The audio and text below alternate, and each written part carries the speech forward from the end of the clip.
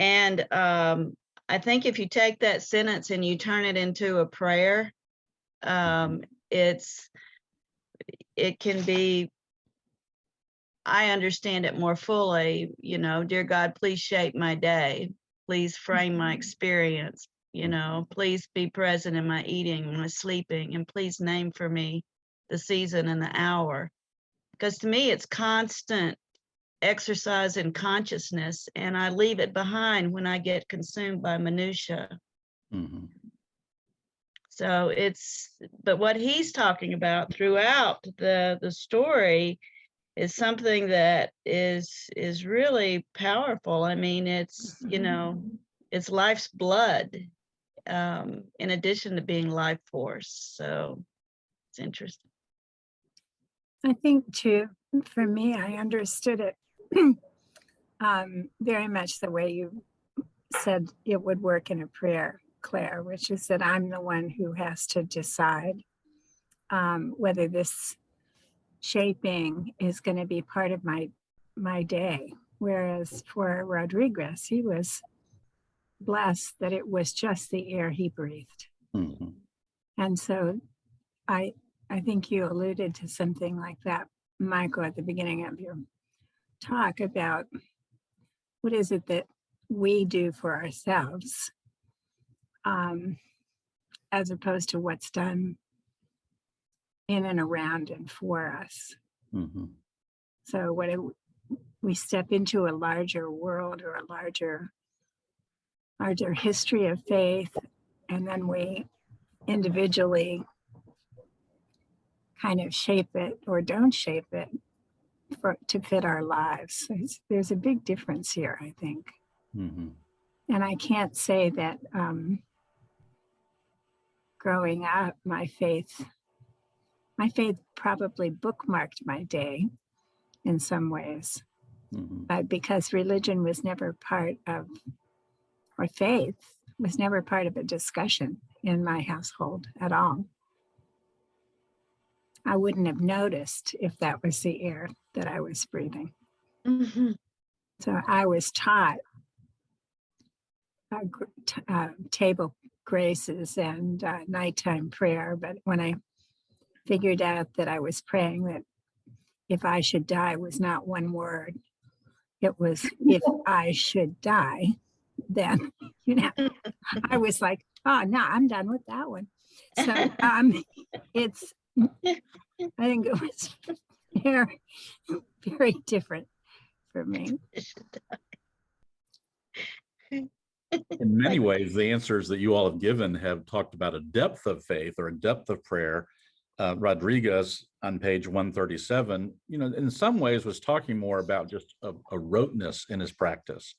A school day was divided by prayer. First, the morning offering. At 10:15 before recess, the prayer to my guardian angel. At noontime, the Angelus.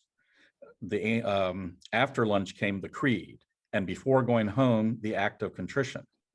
And I can tell you that it's been more than 50 years since I've been to my parochial elementary school. I can still recite the act of contrition from memory because we did say that every day right before we left school.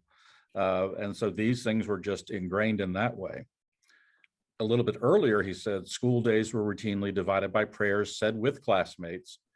I would not have forgotten to say grace before eating, and I would not have turned off the light next to my bed or fallen asleep without praying to God. So now he's making it a little bit more personal and not just something he does with his classmates, but something he does on his own time as well. But it was also interesting to me that this is on page 136, that he said that, as he grew older, it was to be in college at Stanford that my religious faith would seem to be suddenly pared, P-A-R-E-D, so, cut off or cut down. I would remain a Catholic, but a Catholic defined by a non-Catholic world. That is how I think of myself now. So clearly he evolved in doing this. And then Barbara, you mentioned, the liturgy and the observances, and that's where we go on to next.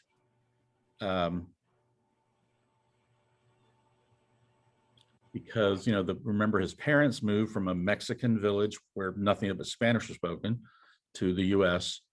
And so it wasn't the prayers that got them, it was the liturgical church.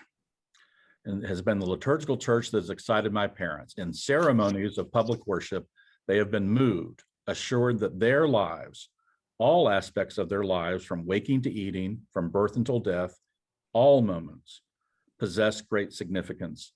Only the liturgy has encouraged them to dwell on the meaning of their lives and to think. And I just thought this was very interesting, because clearly this does reinforce that idea that he said he understands there are Catholics and non-Catholics. Once you get into the non-Catholics, he's not quite clear about all the differences between them. But there are definitely differences between liturgical churches and non-liturgical churches. And clearly it was the liturgy that his family, that his parents thought was so important. And in particular, from the next page, I just took this one quote: "The lovely hymn, Tantum Ergo, sounded as smoke of incense, rose like a vine." I took this sentence because it really spoke to that idea of the liturgy. Even more than Episcopalians or other Anglicans, Roman Catholics and Orthodox Catholics particularly really do revere the Blessed Sacrament. They not only believe that the bread and wine is changed into the body and blood of Christ, but it's that sacrament itself that can be very honored.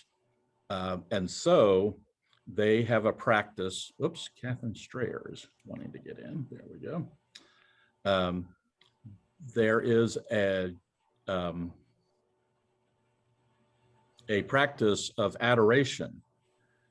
And I wanted to share with you this hymn, Tantum Ergo, and actually two ways, because there are two different forms of it. So let's see what I can do with this one.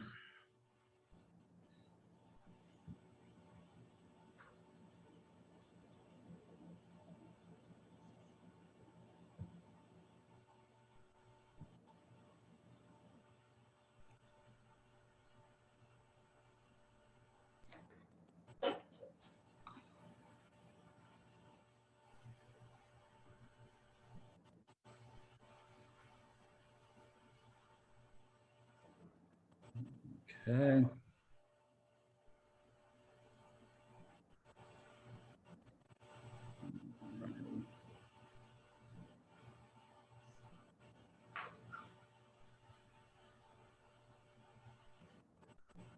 All right, I think I managed to close my screen that I wanted to share, so bear with me for just a moment.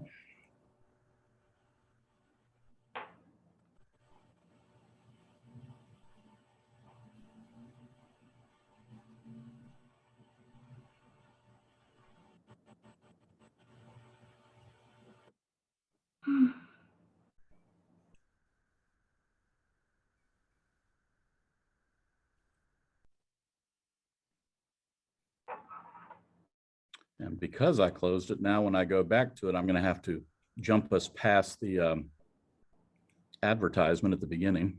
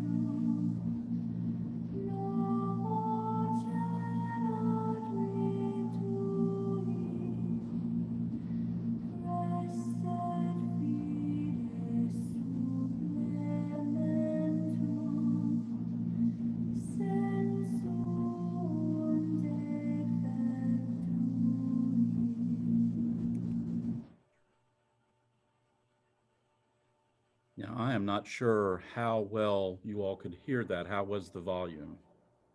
It was good. Okay. The tantum ergo is the way it's sung there. In English, it talks about down in adoration falling before this blessed sacrament. And it talks about the great faith they have in it, that it's able to clear the defects that we have, that sensuum defectui, it takes away those defects that we have and instead replaces them with this great faith. And that particular setting for it is the one that's used at the end of adoration, when the Blessed Sacrament has been exposed for a period of time, when a series of prayers have been said, and now the Blessed Sacrament is about to be reposed again into the tabernacle. That's when that version is used.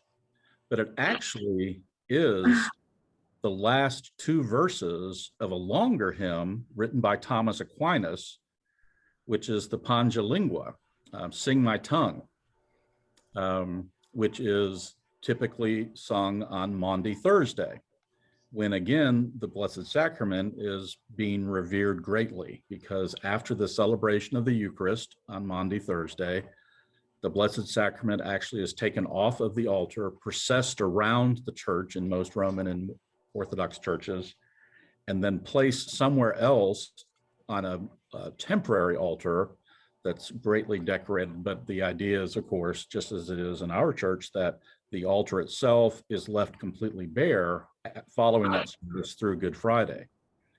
And so it's the last two verses of that hymn, the Pange Lingua. And for that reason, it actually has a different tone, a different tune rather, for that one. And so I wanted to just let you listen to that one. I'm just trying to give you a sense of what it is in this liturgy that really attracts Richard Rodriguez. What are some of the things that he is finding? So here we go.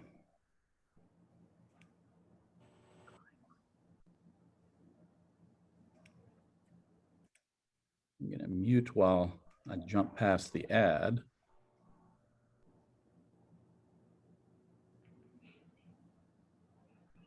Which, of course, they're not letting me do very quickly. You can click skip ads in the lower right-hand corner. Oh, that's actually hit. Thank you. It was hidden behind all of your pictures, so I didn't see it. Okay. All right. So this is the same hymn, the same words, but different tune.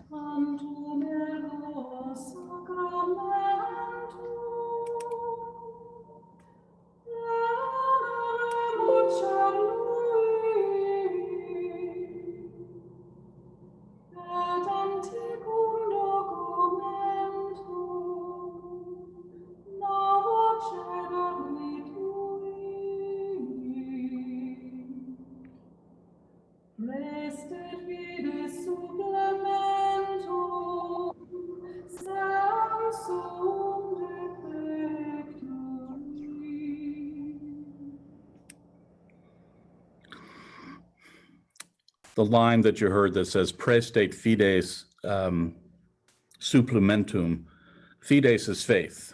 And so it's saying, please supplement my faith.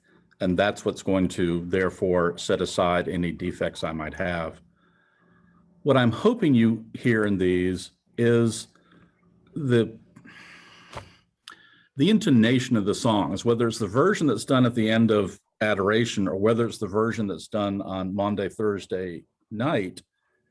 It's very deep. It's very almost otherworldly in the way that it's sung.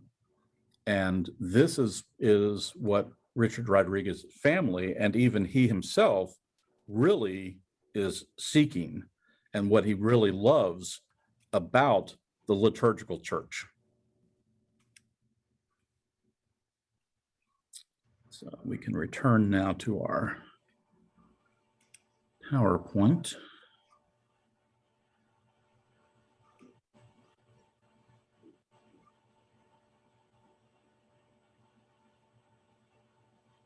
Okay.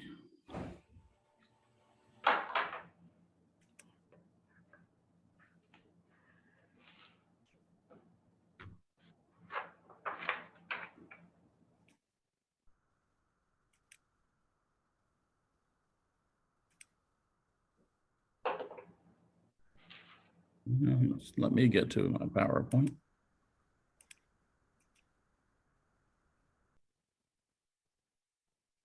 Here we go.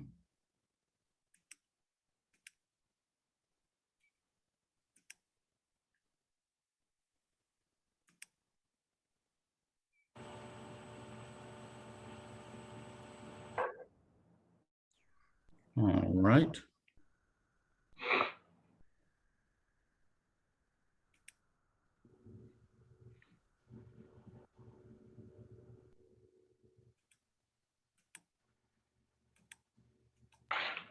There we go. Okay. All right. And so this is what he is talking about when he talks about the church that he is so enamored with. Now, when he went through another little talk about the difference between his public and his private life, or his Catholic and non-Catholic life. He talked about there were two calendars in his house. One was the Catholic calendar, printed by a mortician, and it had all the feast days on it, the fish days, the ferial days, which are just the common days not typically given to a special feast. And then there was another calendar from an area bank. And that's the one that his mother wrote, you know, the doctor's appointments and things like that on, because, you know, you wouldn't write those on the Catholic calendar. You would put those on the non-Catholic calendar. But he said this one thing, which I thought was quite interesting. He talked about how on the few occasions when secular Sacramento took up the sacred calendar, they got it wrong. And he was referring here to Christmas starts in early November, if you're talking about merchants, you know, and it ends on Christmas Eve, because then shop workers all over are busily dismantling Christmas displays and putting up, you know, the used to be the white sales, but now it can be anything is sold during that time after Christmas. But they, you know, they're taking that down on Christmas Eve, when to us that's not, you know, the Christmas season hasn't really begun yet until the midnight mass on Christmas Eve. And he refers not only to that, but to, you know, there aren't the infant Jesus, you know, you don't see those, you see Santa Claus and the elves, and you see all these types of things. And later on in the year, you see colored eggs and chocolate bunnies. And so he just says, you know, when the secular world tries to take up the sacred calendar, they just get it wrong. You know, they just don't quite grasp the difference. Okay. Then he had this lovely statement about the Mass. And what he's referring to here, again, he uses the term public prayer, but he also says that most of our prayers are private. And that when he went to the Mass growing up, that he was not ever confused. You know, if he's in the middle of Mass and he has read the responses at the right time and he's done all those things, but now he's got a moment for some silent prayer, he's never confused, nor is anyone else. No one ever forgot where they were. People stood up together, or they knelt at the right time in response to the progression of the liturgy. And this is even though there's this great private prayer going on at the same time as the public prayer. The Mass is being both a public and a private event. And then some of the things I referred to earlier about not only the prayers that were said, but also the meaning of them being said, or what that meant. My classmates and I prayed easily throughout the school day. We recited sublime prayers and childish ones, and nobody snickered, because the prayers were always the same, and because they were said by the group, we had a way of praying together without being self-conscious. And I thought about that. I recall one time being in a restaurant when a Curcio group came in and sat down, and this one man was he was going to sing the blessing quite loudly before their meal at this restaurant. And I thought, just don't know that that would be something I would choose to do in the middle of, you know, Sonny's barbecue. But, you know, Richard Rodriguez's point here is that because this was something that we did together, we could say these prayers out loud without being self-conscious. And so your surroundings make a difference in that. continuing to talk about the importance of the liturgy to him or what it meant to him. Latin permitted escape from the prosaic world. Latin's great theatrical charm, its sacred power, was that it could translate human aspiration to a holy tongue. And if anyone has never been Orthodox or Roman Catholic themselves or never practiced that, sometimes these are the very things that tend to make people think oddly of the Catholic Church. And I think as with anything, it has to do with your attitude, because I can tell you that there were times growing up Catholic that I would agree with this statement wholeheartedly. Praying the prayers in Latin, knowing what they meant was helpful, but praying them in Latin had a way of taking them beyond me, and so could translate human aspiration to a holy tongue. This is a man who felt very deeply his faith, even though, as the story goes on, you can see that he's disagreeing more and more with the church, but feels his faith very deeply.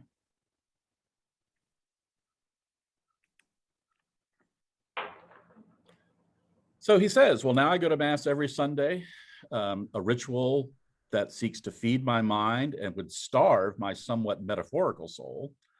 A reciprocal relationship between the people and clergy is dramatized. The effect of this rearrangement is to make the Mass seem less a prayer directed to God and more a communal celebration of the Eucharist. Here, Rodriguez is referring to the changes that were made after the Vatican II conference. And depending upon how long you've attended Episcopalian services or Catholic or others, I put this slide in here. This is what the celebration of the Mass used to look like. The priest, as he was offering the Eucharistic prayers, as he was consecrating the bread and wine, and yes, I am using the male pronoun there, was always facing the altar. Typically, the entire congregation, including the priests, were facing east, but they were all facing. And the idea with this is that together we are all praying towards God. All our prayers are going in one direction. And so therefore, this is the pose the priest had. When readings were done, the person who was doing the reading would face the congregation. But when the Eucharistic prayer was offered, that was always facing away from the congregation, facing towards the altar. And I do not know where this picture is from. I do think that this altar, the stone altar, reminds me of the one that's in our Resurrection Chapel in the South Transept, which was the original altar for the current building of St. John's Cathedral, when it was along the back wall of what's now our choir area. And I just thought it looked somewhat similar to it. This one's a little bit more ornate, but I thought that the coloring in stone was reminiscent of that. So where is he now? Well,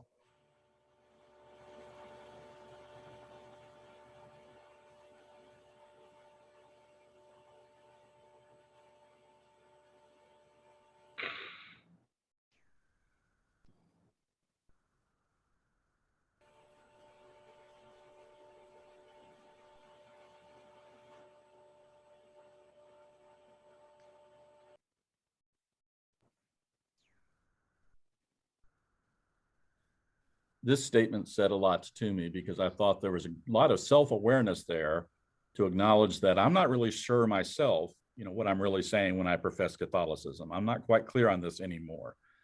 But then he does always come back to, I was brought up to believe in the central mystery of the church, the redemptive incarnation. So clearly, to me, Richard Rodriguez is holding on to what's important and accepting other things. Even though he may not like them, he's accepting them as long as you hold on to what's important. He then went into a little bit about the process of him growing up and how he changed in his approach. So this was, even during high school time, with excitement, I'd study complex Pauline and Thomistic theology. And I'd remember with something like scorn, the simple instructions of the Baltimore Catechism. My parents seemed to me piously simple, like the nuns I remembered, unwilling to entertain intellectual challenges. They would rely on their rosary every night, while in another room I read patristic theology. And the Baltimore Catechism, and in all fairness, the Catholic Church has since replaced it. And the Catechism of the Catholic Church is this massive tome now with great detail in it. But the Baltimore Catechism, that as children we had to learn within a very simple question and answer format. Who made me? God made me. Why did God make me? God made me to know, love, and serve him in this world and to live with him forever in the next. And it was just something that you memorized. So how much depth of feeling went along with it, I'm not sure. It really was just an exercise in memory. And so he is saying that that was somewhat simplistic. And then from page 146, I had to use the quote that actually used the title of the story. It was the priest who said Credo, using the first person singular. So during the morning prayer or evening prayer at the service of baptism, we use the Apostles' Creed. During the Sunday Eucharist, we use the Nicene Creed. But both of those, at least now, begin with "we believe." In fact, I have the bulletin from this morning's service. So, yep, we believe in one God, the Father, the Almighty. And yet Rodriguez reminds us that it was the priest who said Credo.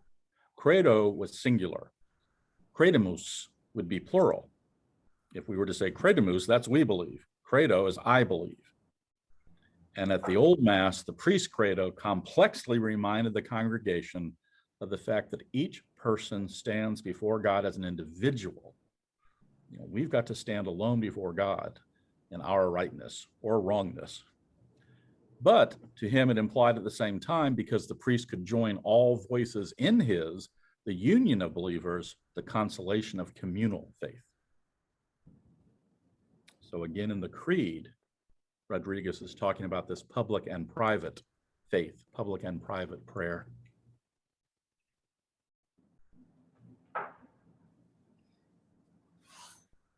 So what's he going to do?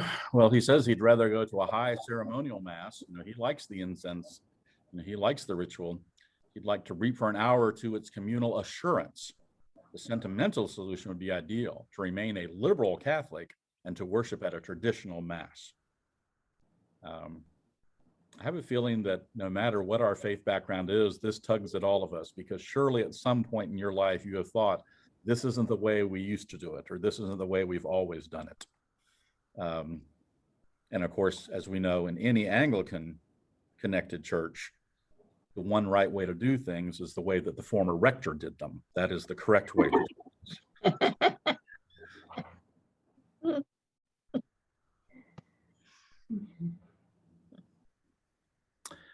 Now, how is this? When he talks about remaining a liberal Catholic, worshiping at a traditional mass, we've spoken at length today about how to worship at a traditional mass. What does it mean to remain a liberal Catholic? Recently, bishops and popes have seemed surprised at the insistence of so many Catholics to determine for themselves the morality of such matters as divorce, homosexuality, contraception, abortion, and extramarital sex. But the church fathers who initiated rituals that reflect a shared priesthood of laity and clergy should not be surprised by the independence of modern Catholics. And I pause for comment on this one.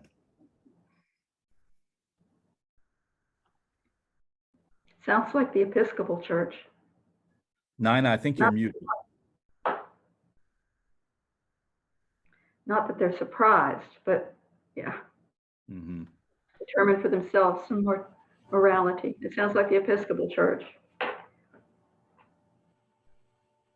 Well, I had a friend who was Catholic and she'd already had 5 children, and she openly talked with me about contraception and how it was, she felt so guilty. Mm-hmm. Contraception. But already with 5 children and in a more modern time, that was a difficult situation. I mean, if you had 5 more, how do you support them all? So I can see the people, I knew that then that people that were Catholic were turning a little away from some of the things that had been said they had to do. And that's one.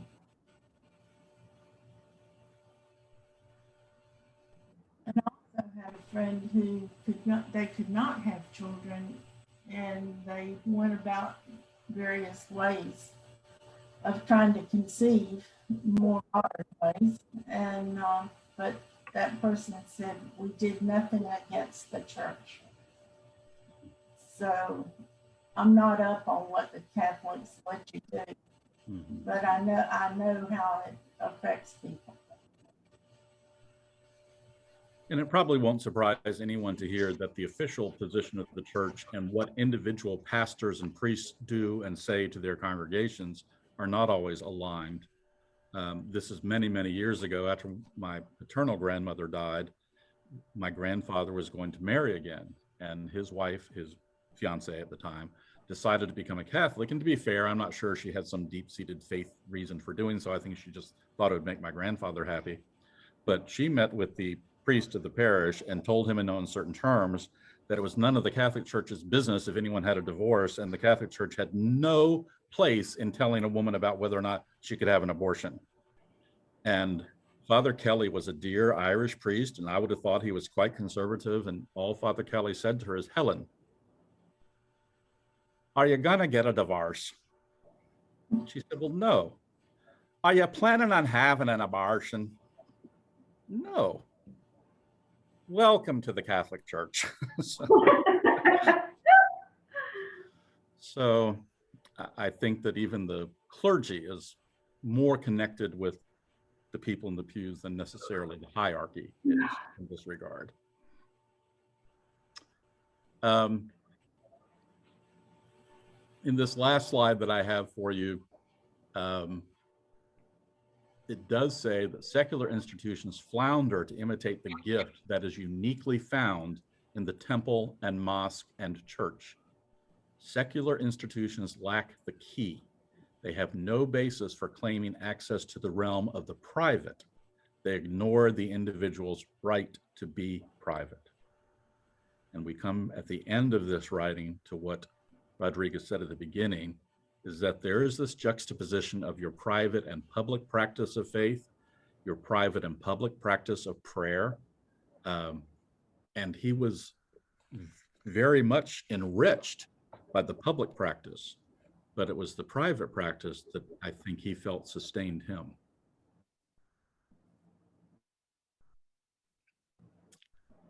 Any thoughts in closing for today?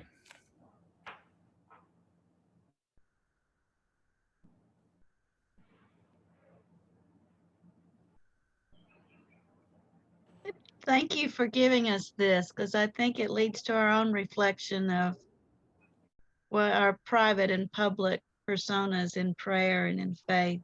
So it's fascinating.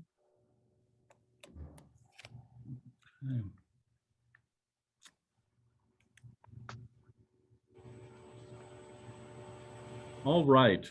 Well, I thank you all for giving your time this morning to join in this session, and I invite you to come back again next Sunday at 9 o'clock when Joe will be talking to us about Wendell Berry. What is the name of the story, Joe? You're muted. I know. I was getting my little cursor down there. Pray without ceasing. Yeah. Oh. Hopefully a good follow-up. Look forward to that. All right. Well, you all have a wonderful rest of your Sabbath day, and hopefully we'll see you next Sunday.